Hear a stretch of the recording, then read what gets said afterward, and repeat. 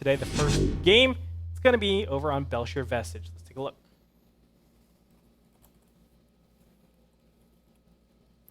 Spawning over here in the top left-hand corner as the red Zerg, it is Evil Genius's very own Revival.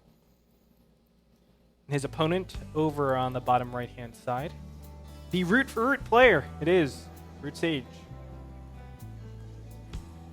So, obviously you are a professional Zerg player. Tell me, how does Zerg play this out? I know last time around you were talking about how 1-1 into, 2-2 Ultras, getting out, just prioritizing Zerglings is really good on this map. But if you know Revival is going to be going Roaches, or he has the propensity to go Roaches, where does he go after that? Because you can't do that 1-1 into 2-2 Yeah, Ultras. I don't think we'll be seeing that from Revival this game. It is common on this map, but still, it's definitely not the only style you can play on Belshire. I think we'll see him do a quick 3-base and go Roaches, and then, depending on what he scouts, he'll go for a quick 4th, go Roach Hydra, and we'll see what he does from there. I think we see Sage is going for a quick gateway expand, though. Yeah, this is kind of the go-to on a lot of these maps now. It used to be that you only gateway expand when there's a super open choke, you don't have like a ramp, but now everybody's just going to gateway expansion for the ability to go really fast into tech, not have to get that forge, not the cannons, and just rely on your mothership core and the threat of just an attack and a recall to keep all of your units safe. Normally you can't punish that gateway gateway expand anymore just because of that mothership core and how well it does everything else. But as it stands right now, this is absolutely standard play. Probe Scout is going to come out here and see that it is a hatch first coming out from Revival. Of course, a lot of Zergs these days kind of assume that there is going to be no forge coming up here, but occasionally you'll have these punishing builds where Wellmove goes and cannon rushes target. Yeah, we'll have to see. I think we will be seeing a quick Phoenix, actually, because the quick double gas from Sage isn't exactly necessary unless you're going for some form of tech. And Phoenix is now, it's a standard opening. A lot of Protests go for it every game, even if it's seen. Like, nowadays, we often will see the Protests just put the Stargate in the wall off at their natural, because it doesn't matter if you scout it, you can't actually take an advantage against Stargate.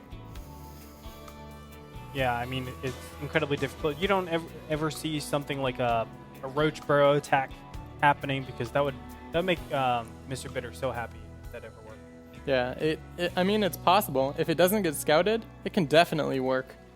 Especially if there's no floating cannons, then there's no detection, so there's nothing you can really do to kill the Roaches. We'll have to see, though. I don't think we'll see something that from Revival, as he has a quick 3rd base on the way. That's right, ladies and gentlemen. So, as you said, fast 3-base, no gas out coming from Revival, but it's going to be a tech build coming out from Sage very, very soon here. He is amassing and accruing a lot of gas, and we're just waiting to see what it is. It's most likely going to be Stargate, because that's the absolute standard that we normally see. He's just getting his Nexus first, but of course it could be Twilight Council into Blink, it could be something like Robotic Facility into some sort of Immortal push, but I feel like even Immortals would be very, very late. So we're going to see right now.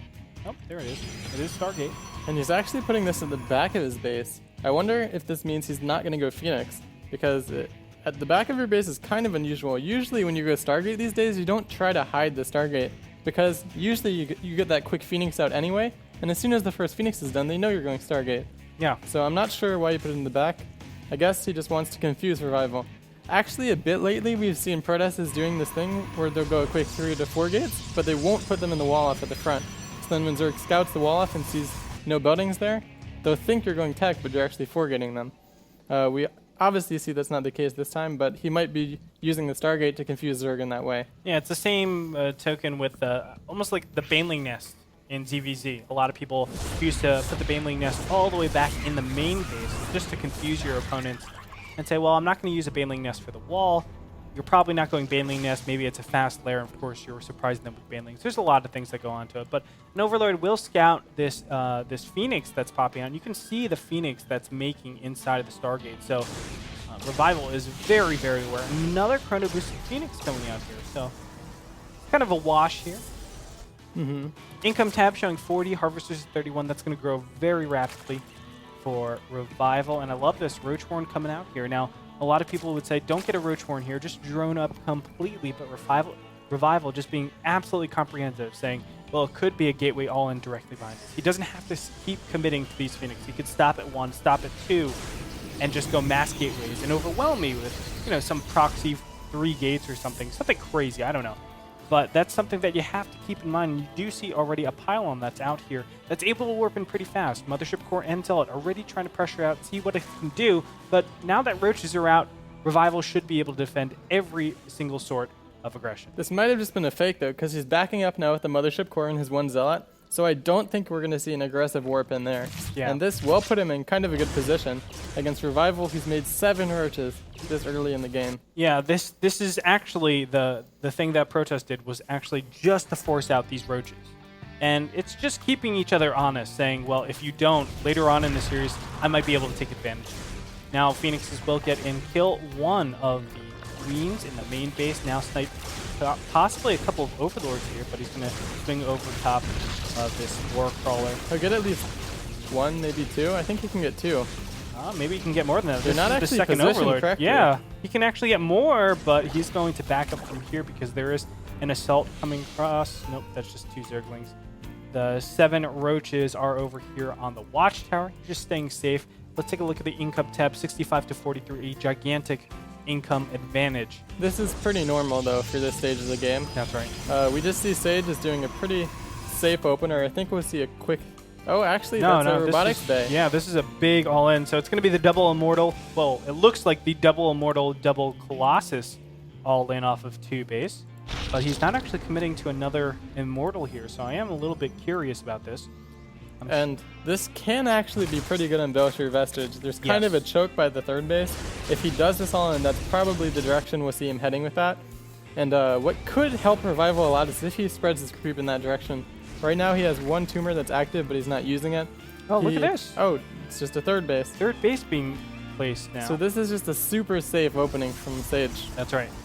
Yeah, it just felt like an all-in because normally you don't get the robotics bay before getting this Nexus. I mean, this is absolutely 100% safe, but what you're doing is basically giving up any sort of tempo control in the mid-game stages, saying, okay, well, I'm going to hope that I have the absolute right composition against you, but I feel this is a stage that Zergs are so comfortable with. They're able to apply a lot of pressure. They have such a big income advantage. They take their 4th base from here, and they have a lot of muta switches, or at least they can threaten a lot of muta switches, so it makes it so difficult for the Protoss to have the right composition at all times. I don't think we'll see a muta switch this game, though, as he already has the Hydralisk Den coming down and the upgrade for ranged attack on the way. He has the Spire going down, but I think this is just for Corruptors. However, if he sees Void Rays, I'm not sure if he wants to make a lot of Corruptors. Yeah, it's going to be a little bit dicey for both of these players because, you know, you said it right. I mean, going mutas this late, you need to be banking up a lot of gas, and you're doing like a 20 muta switch, or at least I would say 15, right? Especially with Phoenixes on the field. Yeah, I mean, you can't just regularly do it. They just add on another Phoenix. It's 6 Phoenixes. They add on they get the Anion Pulse Crystals, and all of a sudden your muta switch is complete garbage. So it's going to be a little bit dicey to do something like that, but still, the fact of the matter is he can't just willy-nilly lose all these Phoenixes at the same time. That is a situation where Zerg can still take advantage. It's all about ranges and what you have to defend against when you're playing Protoss versus Zerg. But as it stands right now, a push going out into the mid left-hand position. It's going to be spotted out by Sage, who has the composition to deal with this, but you can see a very light sentry count is going to make this a little bit difficult to do multiple waves of attacks. Sage rather needs to start powering only units, though, because Revival, he's going for that kind of timing attack based style with Corruptors, Roach Hydra. Yeah. It's kind of all-in-ish. It isn't exactly, but you have to either kill the majority of the Protoss player's army, or you have to do a lot of economic damage. Yes. And Sage, thankfully, is doing it right. He is getting Void Rays out. It's going to be a little bit difficult to keep doing this Overseer over top of the Stargate. Going to check this out and see, okay, you are going Void Rays, so he needs to go ASAP because you do not want that Void Ray count to amass to the point where every single one of your Corruptors is going to die. He's taking a 5th base, though, and I'm not sure if this is the best decision for him. Normally, if it's not Class A Void Ray, this can work out very well. Yeah. But against Class A Void Ray, if you're going Roach Hydra Corruptor, you need to kind of hit a timing, because once they get that critical mass of Class A Void Ray and Gateway units, there's no way you can stop it with Roach Hydra Corruptor. I agree. I mean, and the a supplies... 6th base? Really? Yeah, 6 base all the way in the mid right-hand position. I think what Revival is just banking on is actually going to be some sort of heavy switch. I don't know if it's going to be Hive Tech or into Mutas, but this is kind of weird going on here. I don't know if I would like a Muta switch, though. When the opponent has triple Stargate and a decent Void Ray count built up, then they can just crank out lots of Phoenixes. Yeah. And the Corruptors aren't as useful against the against the Phoenixes as they usually are if there's already a high Void Ray count. No, I definitely agree with that. Don't get me wrong. It's the fact that, like, why do you need 6 bases at this point in time? I understand always getting bases is good, but at some point it just becomes a gigantic liability. That means you have to take consistent map control the entire time. Well, Infestation Pit is going to come up here, Evolution Chambers are going down, and +1 is going to be researched over here. To some degree, I think he's taking 6 bases because he wants 5 bases. So then if Sage pushes out, he can afford to just sack 1 base, not defend it, give it up, maybe move out for a counterattack, and he still has a 5-base economy. Often we'll see this when a player takes 4 bases, though. 5 bases is kind of unusual for this point of the game. Yeah, it's so indefensible, too. I mean, especially on Belshir Vestige, I would say it's one of the harder maps to defend every position. But here we go. Void Ray count is pretty high now. It's all the way at 8 Void Rays, so these Corruptors are going to melt very quickly. He needs to target down the Colossi as quickly as he can. He can't fight this Void Ray count with his Corruptors. No, they can't. And Prismatic Alignment is going to be used here, so that's actually a little bit better for Revival, but still those Void Rays melt through those Corruptors, so he has to be so incredibly careful. With the high Corruptor count, also it's a little bit scary because Sage has those Colossus that can melt most of this army composition. An attack on the left side is going to catch a couple of Sage's units off guard. And with these flanks, you have to be so careful, though, once the Predator has this large of an army. Because the flank, it's either going to work amazingly and you look like the best player ever, or it'll totally backfire. Yes, and you just force and you get isolated. Segments and isolates one section of the army. Yep, and here it is. Hydra's moving into the natural base. How many times do you see this? Hydra's poking. Normally, I'd say this is horrible. It's incredibly cost inefficient, but Revival, he just wants to do this to free up the supply. He doesn't want these Hydras. He's doing a Mutalist switch, and that's why he has 6 bases. It's going to be tough to do this. I mean, Phoenix count is already up there, as we were talking about, and look at this, 3 Phoenixes at a time. He is going into mass Stargate production. Units tab showing right now 13 Corruptors, 12 Mutas, so it's going to help out if the Void Rates get out of position. Of course, the Mutas can take them down very fast. I'm surprised he hasn't got Prismatic Alignment yet, has he? For the Phoenixes? No, I don't think he got that Phoenix because at this point he knows that. Yeah, I mean he has to know. Full-on Muta. Damage is being done over here in the bottom left-hand corner, and the Mutas are sprinting ahead. The Corruptors need to go and tank all this damage, but the Mutas, again, pushing forward, need to be so careful. That's a lot of Phoenixes, too. They can one-shot Mutalisk every single time they move in. Every single time. That's a very, very rapid rate that you're losing Mutas, so not a good position here, but a counterattack is going to go down as Void Rays are all the way in the mid-right-hand position, but you can see realistically how things are going out here. It's a big, big, massive base trade. And I like this. The Corruptors are actually trading off pretty poorly in my position because the Phoenix count is still up, and now he's attacking directly on top of a Photon Cannon, which helps out quite a bit. Yeah, and it doesn't matter if he trades perfectly. He just needs to kill these Corruptors to have at least 7 or 8 Phoenixes left. And if he does that, 7 or 8 Phoenixes can easily clean up this Mutalist count. Yeah. His army on the other side of the map, he's recalling, actually. I'm not sure if he should have, if he needed to do that. I think his I still don't mind that. Going well, but it doesn't matter. If he defends this, he'll be in an amazing position. Yeah, look at this. Revival just cannot keep going Mutas. He is, though. It's really unfortunate. He's only on 4 base. You need a lot more gas than that. He doesn't have the Corruptors. He only has 3 more. And that's right. Oh, and look at this. He's losing every single one of these Mutas. He needs to stop making Mutalisk. You can't go Mutalisk after you've lost your Mutalisk. Yes, you cannot. As it stands, a War Prism is going to happen in the top left-hand position, but it gets shut down immediately. And 9 Mutas. Oh, my God.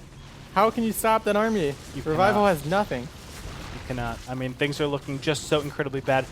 Look at that. There are actually Overlords in the top left-hand position for those Phoenixes just deny completely, but as it stands, I mean, Sage has the absolute perfect composition against his opponent at every single turn. When the Corruptors were out, there were tons and tons of Void Rays. As soon as the Muta switch happened, and it was kind of broadcasted, by the way, with the Hydras attacking into the main base. That's I think Revival kind of like bit himself in the foot with his strategy. He kind of showed it with 6 bases and getting all the gases done quickly, and then going for